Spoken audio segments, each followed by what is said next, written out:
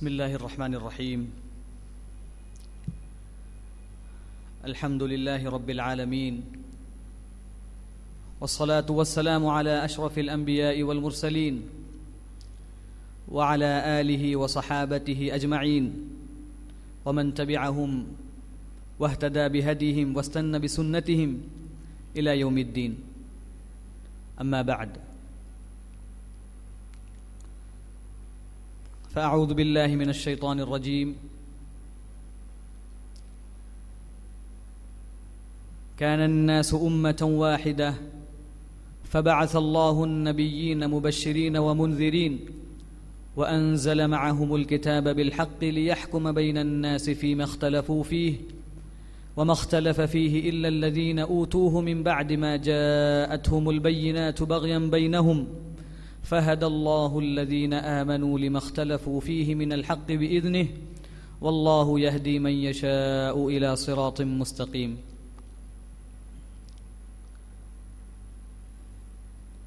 محترم مشائخ کرام اور محترم حاضرین،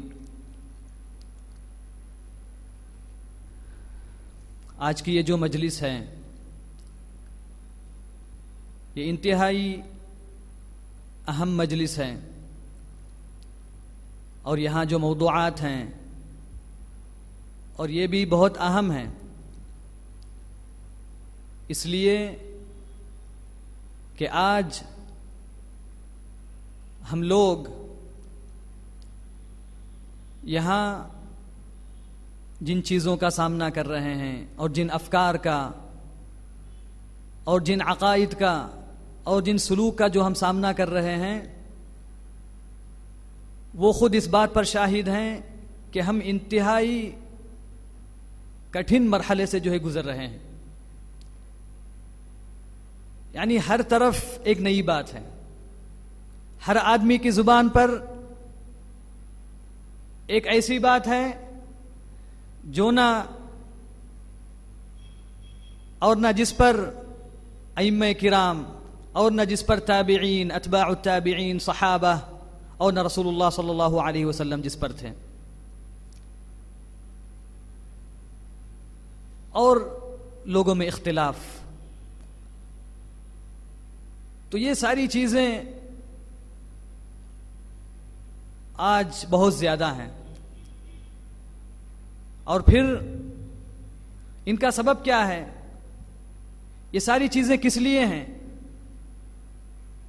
ایک طرف سے اگر دیکھا جائے تو ان کا ہونا ضروری ہے، ان کا پیش آنا ضروری ہے. کیوں؟ اس لیے کہ اللہ تبارک و تعالی اس کے ذریعے بہت سے لوگوں کو حق واضح کرتا ہے. اللہ تبارک و تعالی اس کے ذریعے بہت سے لوگوں کو اللہ تبارک و تعالی سیدھے راستے پر لے کر آتا ہے. یعنی جب تک باطل نہیں ظاہر ہوگا، حق کے لوگ جو ہوں گے وہ اس پر رد نہیں کریں گے. جب تک باطل ظاہر نہیں ہوگا تو حق کے لوگ اس کے متعلق خاموش رہیں گے، اپنا کوئی موقف ظاہر نہیں کریں گے. مگر جیسے ہی باطل ظاہر ہوگا تو اہل الحق کے لیے واجب ہے کہ وہ اس کا مقابلہ کریں اور اس پر رد کریں. یہ ان کے لیے ضروری ہے. تو بہرحال یہاں جس موضوع پر میں آپ لوگوں کے سامنے انشاءاللہ گفتگو کرنے والا ہوں وہ موضوع ہے منہج اہل السنت والجماعہ، یعنی منہج اہل السنہ والجماعہ کا تعارف اور اس کی اہمیت.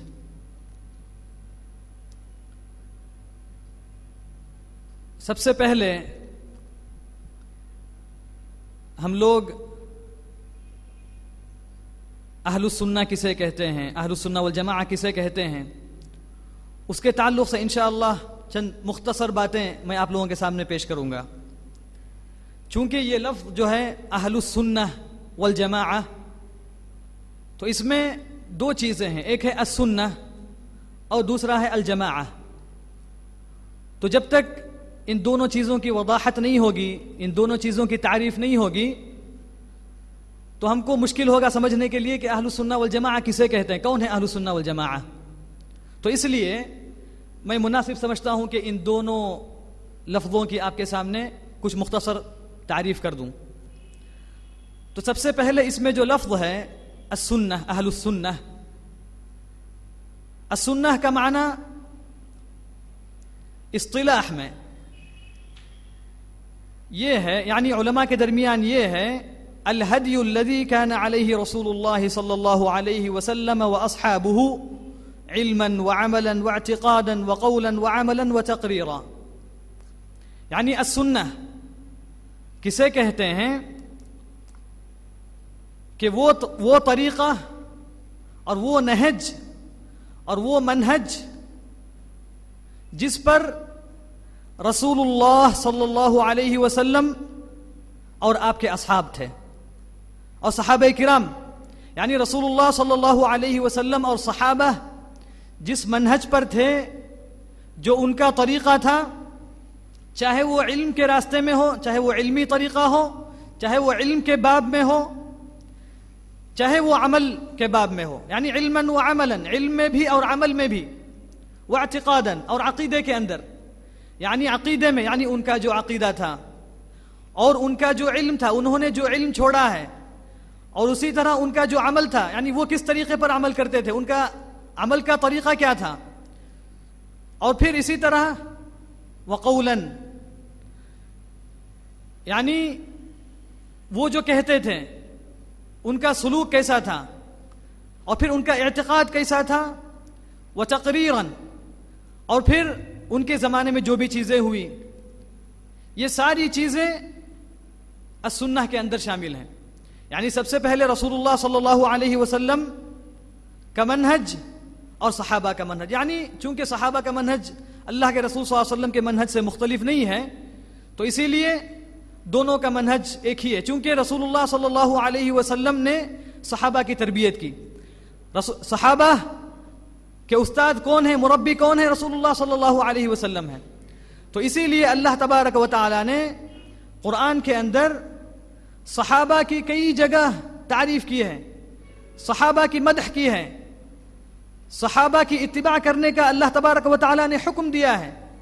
جیسا کہ اللہ تبارک و تعالی نے کہا والسابقون الأولون من المهاجرين والأنصار والذين اتبعوهم بإحسان رضی اللہ عنہم ورضوا عنہ. اللہ تبارک و تعالی نے کہا والسابقون الاولون، یعنی جو صحابہ سب سے پہلے اسلام قبول کیے، جو سب سے پہلے مسلمان ہوئے، اس کے اندر سارے صحابہ شامل ہیں.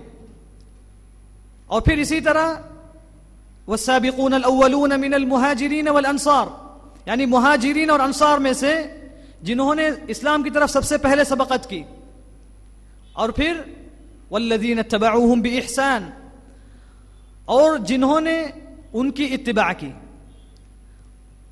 یعنی ان کی اتباع کرنے والے میں کون لوگ شامل ہیں؟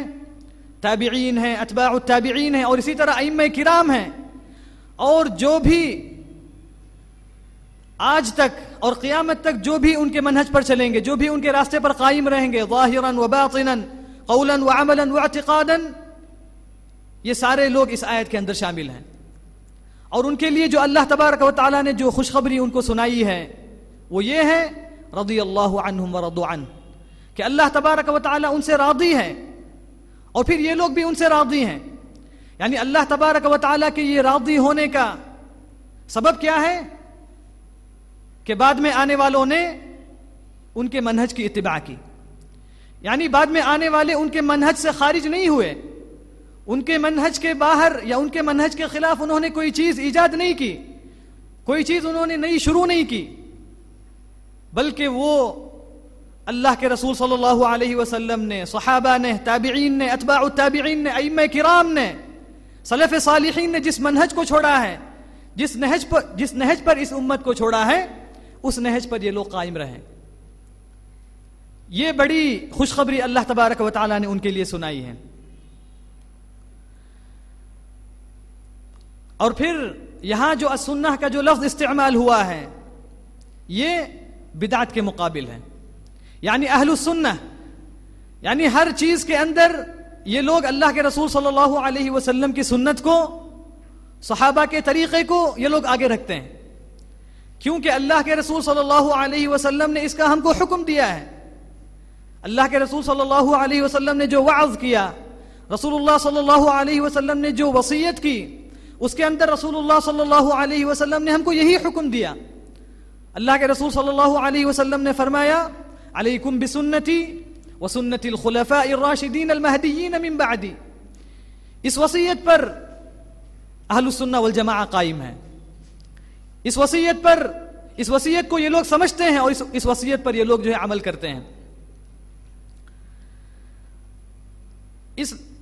اس کے اندر جو دوسرا لفظ ہے الجماعہ، اس کا معنی یہ ہے کہ الجماعہ کہتے ہیں ہم القوم الذین اجتمعوا علی امر ما.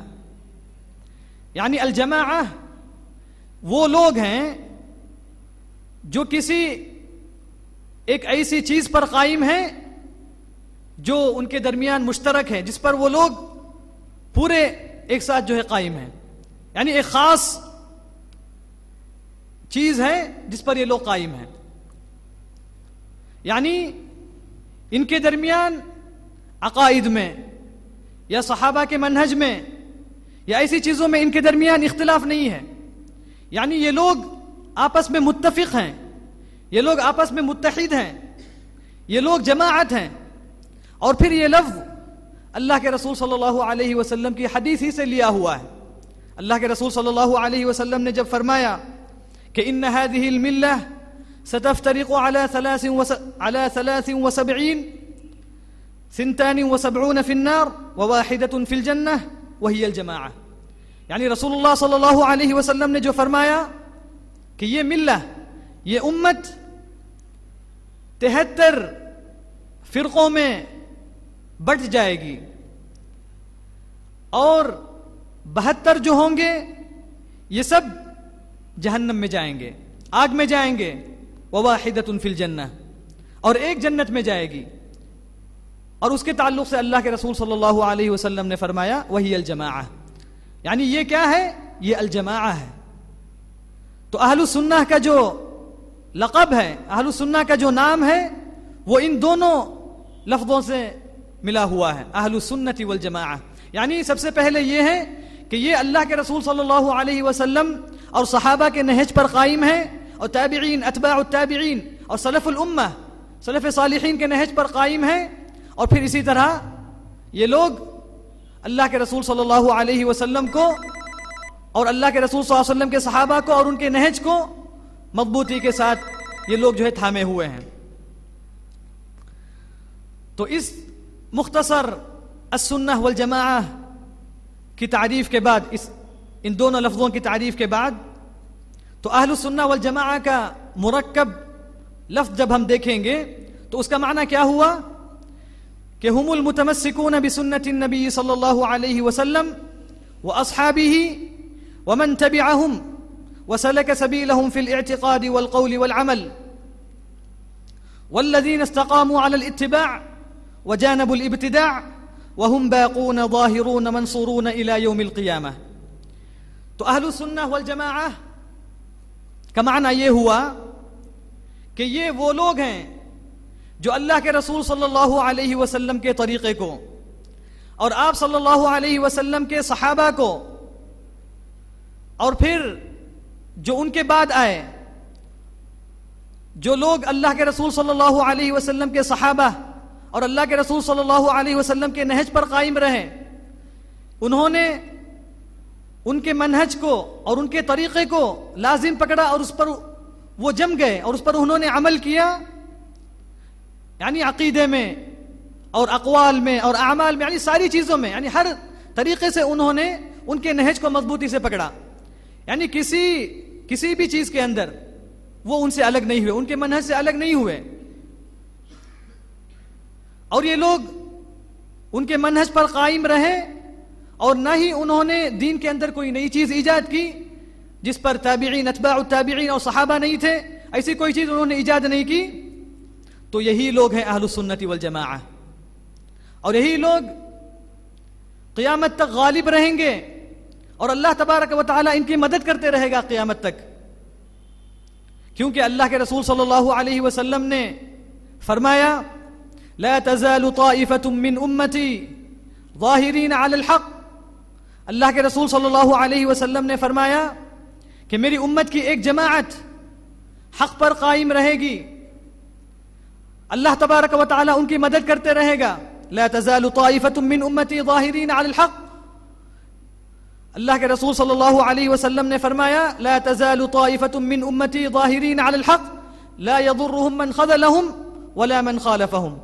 یعنی جو بھی ان کی مخالفت کرے گا یا ان کی مدد سے پیچھے ہٹے گا وہ ان کو کوئی نقصان نہیں پہنچا سکتا. یہ لوگ حق پر قائم رہیں گے، اللہ تبارک و تعالیٰ کی مدد ہمیشہ ان کے ساتھ رہے گی. تو یہ اہل السنہ والجماعہ کا مطلب ہے اور اس لفظ کا جو ہے یہ معنی ہے. اور خود اللہ تبارک و تعالیٰ نے قرآن کے اندر جو لوگ اس منہج پر قائم نہیں ہوتے ہیں یا اس منہج پر نہیں چلتے ہیں یا اس منہج کو چھوڑ کر کسی دوسرے منہج کو اپناتے ہیں، اللہ تبارک و تعالیٰ نے ان کے لیے وعید سنائی ہے. اللہ تبارک و تعالیٰ نے ان کو اللہ تبارک و تعالیٰ نے جہنم کی وعید اللہ تبارک و تعالیٰ نے ان کو سنائی ہے. اللہ تبارک و تعالیٰ نے فرمایا وَمَن يُشَاقِقِ الرَّسُولَ مِن بَعْدِ مَا تَبَيَّنَ لَهُ الْهُدَى وَيَتَّبِعْ غَيْرَ سَبِيلِ الْمُؤْمِنِينَ نُوَلِّهِ مَا تَوَلَّى وَنُصْلِهِ جَهَنَّمَ وَسَاءَتْ مَصِيرًا. اللہ تبارک و تعالیٰ نے فرمایا کہ جو اللہ کے رسول صلی اللہ علیہ وسلم کی مخالفت کرے، یعنی ہدایت کے آنے کے بعد ساری چیزیں حق اور باطل واضح ہو جانے کے بعد جو اللہ کے رسول صلی اللہ علیہ وسلم کی مخالفت کرے اور اللہ کے رسول صلی اللہ علیہ وسلم کے طریقے کو چھوڑ کر کسی دوسرے طریقے کو اپنائے، وَيَتَّبِعْ غَيْرَ سَبِيلِ الْمُؤْمِنِينَ، اور پھر مؤمنین کا جو راستہ ہے اس راستے کو چھوڑ کر کسی دوسرے راستے پر وہ چل پڑے، کسی دوسرے راستے کو وہ اپنائے، کسی دوسرے راستے کو وہ اگر فالو کرے، اگر کسی دوسرے راستے پر اگر وہ چلے، نُوَلِّهِ مَا تَوَلَّى، تو وہ جس راستے پر قائم ہے ہم وہ اس راستے پر اس کو جو ہے چھوڑ دیں گے. وَنُصْلِهِ جَهَنَّمَ وَسَاءَتْ مَصِيرًا، اور پھر ہم اس کو جہنم میں داخل کریں گے اور وہ انتہائی برا ٹھکانہ ہے اور انجام ہے. تو دیکھیے کہ اس منہج کی کتنی اہمیت ہے. اس منہج کے تعلق سے خود اللہ تبارک و تعالیٰ نے اپنے کلام کے اندر اور اللہ کے رسول صلی اللہ علیہ وسلم نے اپنی احادیث کے اندر، اپنی سنت کے اندر اللہ تبارک و تعالیٰ نے کتنے کھلے طریقے سے، کتنے واضح انداز میں اللہ تبارک و تعالیٰ نے اور اللہ کے رسول صلی اللہ علیہ وسلم نے کھلے طور پر ان چیزوں کو جو ہے واضح کر دیا ہے. اب اہل السنہ والجماعہ کے تعلق سے یعنی بعض ان کی جو خوبیاں ہیں اس کو مختصر انداز میں آپ کے سامنے بیان کروں گا، اور اس کی جو اہمیت ہے، یعنی اس منہج کی جو اہمیت ہے اس کے تعلق سے. تو سب سے پہلے ان کی خوبی یہ ہے، یعنی اس منہج کی اہمیت یہ ہے کہ انہم اہل الوسط والاعتدال بین الافراط والتفریط وبین الغلو والجفا. یعنی اس منہج کی خوبی اور اس منہج کی اہمیت یہ ہے کہ ان کا جو منہج ہے، ان کا جو طریقہ ہے، یہ وسطیت اور اعتدال پر قائم ہے. یعنی نہ ان کے اندر غلو ہے، نہ ان کے اندر جفا ہے، نہ ان کے اندر افراط ہے، نہ ان کے اندر تفریط ہے. یعنی ہر مسئلے کے اندر جو بھی چیز ان کو پیش آتی ہے، چاہے وہ عقیدہ ہو، چاہے وہ عمل ہو، چاہے وہ قول ہو، یعنی کوئی بھی چیز جب ان کے سامنے آتی ہے تو ان کا منہج کیا ہوتا ہے کہ وہ اس کو نہ غلو کی روشنی میں دیکھتے ہیں، نہ جفا کی روشنی میں دیکھتے ہیں، نہ افراط کی روشنی میں دیکھتے ہیں، نہ تفریط کی روشنی میں دیکھتے ہیں، بلکہ یہ اس مسئلے کو وسطیت اور اعتدال کے ساتھ قبول کرتے ہیں. یعنی ہر چیز کو جس پر بھی یہ لوگ قائم ہیں اس کے اندر نہ غلو ہے نہ جفا ہے. یعنی جو اللہ تبارک و تعالیٰ نے، جو اللہ کے رسول صلی اللہ علیہ وسلم نے اور صحابہ نے جن چیزوں کو کیا ہے اور جن چیزوں پر وہ رہے ہیں، جس منہج پر وہ رہے ہیں، اس نہج پر یہ لوگ قائم ہیں. کیوں؟ کیونکہ ان کا جو منہج تھا وہ اعتدال پر قائم تھا، وہ وسطیت پر قائم تھا. تو اسی لیے اہل السنہ والجماعہ کا منہج بھی یہی ہے، اہل السنہ والجماعہ کا طریقہ بھی یہی ہے کہ ہر چیز کے اندر، یعنی عقیدے میں اگر آپ دیکھیں گے تو ایک طرف جہمیہ ہے تو دوسرے طرف جو ہے معتزلہ ہے. یعنی بعض لوگوں نے اللہ تبارک و تعالیٰ کی صفات کو بالکل انکار کر دیا، اللہ تبارک و تعالیٰ کی صفات کا انہوں نے بالکل انکار کیا. تو دوسری طرف بعض لوگوں نے تعویل کی، یا بعض لوگوں نے اللہ تبارک و تعالیٰ کی صفات کو مخلوق سے جو ہے تشبیہ دی. تو دیکھیے عقیدے کے اندر، عقیدے کے باب میں ہو، چاہے وہ وعید کے باب میں ہو، چاہے قدر کے باب میں ہو، یعنی ہر چیز کے اندر اہل السنہ والجماعہ کا منہج وسطیت اور اعتدال پر قائم ہے. اسی لیے شیخ الاسلام رحمہ اللہ تعالی نے فرمایا، تو میں اپنی بات کو مختصر کرتے ہوئے ایک دو تین باتیں جو اہل السنہ والجماعہ کے منہج کے اندر بہت اہم ہیں تو ان کو میں آپ لوگوں کے سامنے بیان کروں گا. تو ان کے منہج میں سے ایک اہم چیز یہ ہے کہ یہ لوگ اللہ تبارک و تعالیٰ کی کتاب اور اللہ کے رسول صلی اللہ علیہ وسلم کی سنت کو سمجھنے میں سلف صالح اور صحابہ کے طریقے پر یہ لوگ قائم ہیں. یعنی یہ جو صحابہ کے نہج پر قرآن اور حدیث کو سمجھنے کا مسئلہ ہے، یہی ایک ایسی چیز ہے جو اہل السنت والجماعہ، اہل الحدیث کو دوسری جتنی جماعتیں ہیں، دوسرے جتنے گروہ ہیں، دوسرے جتنے فرق ہیں، سارے لوگوں سے ایک الگ کرنے والی چیز، سب سے اہم چیز یہی ہے. اس لیے کہ آپ کسی بھی جماعت کے پاس چلے جائیں، کسی بھی فرقے کے پاس چلے جائیں، سارے لوگ یہی دعویٰ کرتے ہیں، سارے لوگ یہی کہتے ہیں کہ ہم کتاب اور سنت پر قائم ہیں. یعنی وہ بھی اللہ تبارک و تعالیٰ کی ہی آیت آپ کو سناتے ہیں، اللہ کے رسول صلی اللہ علیہ وسلم کی حدیث ہی آپ کو سناتے ہیں، مگر اس کے باوجود ان لوگوں کے اندر اختلاف ہے، اس کے باوجود وہ لوگ حقیقت میں کتاب اور سنت سے دور ہیں. وہ کس لیے؟ وہ اس لیے کہ انہوں نے اللہ کے رسول صلی اللہ علیہ وسلم کے صحابہ کے منہج کو انہوں نے لازم نہیں پکڑا.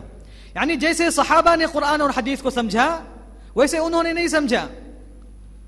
تو اس لیے اہل السنہ والجماعہ کے منہج میں سے ایک اہم چیز یہ ہے کہ قرآن اور حدیث کو صحابہ کے نہج پر سمجھا جائے، کیونکہ صحابہ ہی ایک ایسی چیز ہے، صحابہ ہی ہمارے درمیان اور دوسرے جو باطل اور گمراہ جو فرقے ہیں ان کے درمیان فرق کرنے والے سب سے اہم صحابہ ہیں. یعنی صحابہ ہی ہیں جن کے ذریعے یہ دونوں جماعتیں الگ ہوتی ہیں، یہ دونوں فرقے الگ ہوتے ہیں. یعنی ایک فرقہ ناجیہ اور ایک فرقہ باطلہ ہوتا ہے.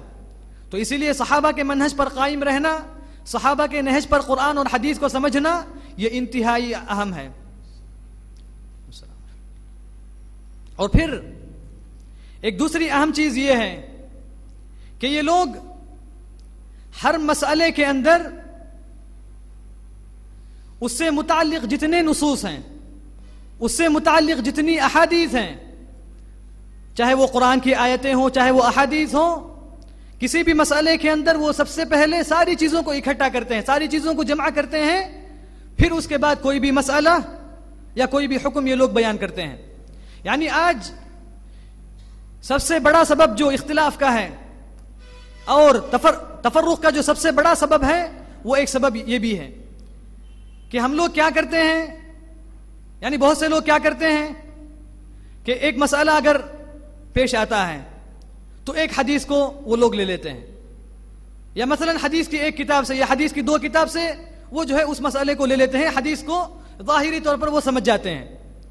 مگر جب وہ ایک یا دو حدیثوں کو لیتے ہیں تو کئی حدیثیں ان سے غائب ہو گئی، کئی حدیثوں کو انہوں نے چھوڑ دیا، کئی حدیثوں کو انہوں نے تلاش ہی نہیں کیا. سب سے پہلی چیز تو یہ ہے. اور پھر دوسری بات یہ ہے کہ وہ اس حدیث کو لے کر صحابہ کے طریقے کو نہیں دیکھتے ہیں، یعنی کیسے صحابہ نے اس حدیث کو سمجھا ہے، یا تابعین نے یا اتباع التابعین نے کیسے اس حدیث کو سمجھا ہے، وہ نہیں دیکھتے ہیں، بلکہ صرف حدیث کو لے لیا اور حدیث کا جو ظاہری جو معنی ہے اس کو وہ لوگ جو ہے قبول کرتے ہیں اور اس پر جو ہے عمل کرتے ہیں. تو یہ اختلاف کا ایک اہم سبب ہے، اختلاف کا یہ بہت بڑا سبب ہے. تو ہمارے لیے یہ ضروری ہے کہ ہم کسی بھی مسئلہ، کوئی بھی مسئلہ ہو، چاہیے کہ ہم اس مسئلے کے اندر اس سے متعلق جتنی احادیث ہیں، اس سے متعلق جتنی چیزیں ہیں، اس سے متعلق جتنے ائمہ کے اقوال ہیں، اس سے متعلق تابعین کا یا اتباع التابعین کا یا صحابہ کو جو عمل ہے، اس کو ہم لوگ جمع کریں، اس کو ہم لوگ اس پر جو ہے غور کریں، اس کو دیکھیں، اور پھر اس کے بعد ہم ایک نتیجے پر آئیں، اس کے بعد ہم ایک نتیجہ قائم کریں، ایک حکم بیان کریں. اسی وقت ہم کو حق جو ہے ملے گا، اسی وقت ہمارے سامنے حق جو ہے واضح ہوگا. تو یہ اہل السنہ والجماعہ کی بہت بڑی خوبی ہے. اور پھر ان کے منہج میں کئی چیزیں ہیں، کئی باتیں ہیں. تو اس مجلس کے اندر ان تمام چیزوں کو بیان کرنا یعنی وقت کی ناکافی کی وجہ سے مشکل ہے. تو انشاءاللہ آئندہ مجلسوں میں یا اس کے بعد کے جو مشائخ انشاءاللہ آپ لوگوں کے سامنے بیان کریں گے عصر کی نماز کے بعد، انشاءاللہ یہ ساری چیزیں آپ کے سامنے آئیں گی. تو بس انہی چند باتوں پر میں اللہ تبارک و تعالیٰ سے دعا کرتے ہوئے کہ اللہ تبارک و تعالیٰ ہمیں اہل السنہ والجماعہ کے منہج کو سب سے پہلے سمجھنے کہ اہل السنہ والجماعہ کا منہج کیا ہے، یعنی کتنا اہم منہج ہے، کتنا اونچا منہج ہے یہ. تو اس اہم منہج کو اللہ تبارک و تعالی ہمیں سمجھنے کی توفیق عطا فرمائے، اور پھر اس منہج کو سمجھ کر اس منہج پر مرتے دم تک قائم رہنے کہ اللہ تبارک و تعالی ہم تمام کو توفیق عطا فرمائے. آمین. وصلی اللہ وسلم علی نبینا محمد وعلی آلہ واصحابہ اجمعین. اور پھر میں آخر میں اپنے شیخ محترم الشیخ نور محمد حفظہ اللہ تعالیٰ کا میں شکر ادا کرتا ہوں کہ انہوں نے مجھے آپ کے سامنے کچھ کہنے کا موقع دیا. اور پھر اسی طرح مرکز ابن القیم الاسلامی کا بھی میں شکر گزار ہوں کہ انہوں نے اس پروگرام کو ارینج کیا، اس پروگرام کا انتظام کیا، جس کے ذریعے اللہ تبارک و تعالی بہت سے لوگوں کو انشاءاللہ حق واضح کرے گا اور اللہ تبارک و تعالی حق پہنچائے گا. سو اللہ تبارک و تعالی اس مرکز کو بھی اللہ تبارک و تعالی توفیق دے، اور اللہ تبارک و تعالی اس مرکز کو اور حق بیان کرنے اور حق کو واضح کرنے کی اللہ تبارک و تعالی سب کو توفیق دے. وآخر دعوانا ان الحمد للہ رب العالمین وصلی اللہ وسلم علی نبینا محمد وعلی آلہ واصحابہ اجمعین والحمد للہ رب العالمین.